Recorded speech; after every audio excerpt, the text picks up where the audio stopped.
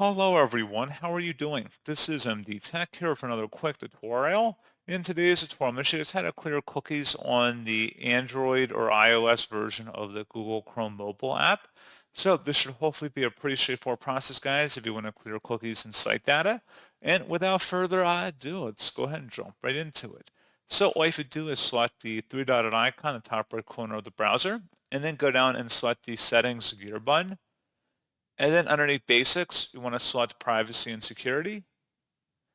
And now on this page, underneath Privacy, select Clear Browsing Data.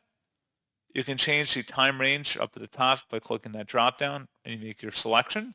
And then you want to make sure that cookies and site data is checkmarked in here. The other options are optional, again, just pertaining specifically to the title of this video. And then you would select Clear Data.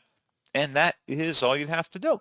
So pretty straightforward process, guys, on that. And as always, thank you for watching. I do hope that I was able to help you out, and I do look forward to catching you all in the next tutorial.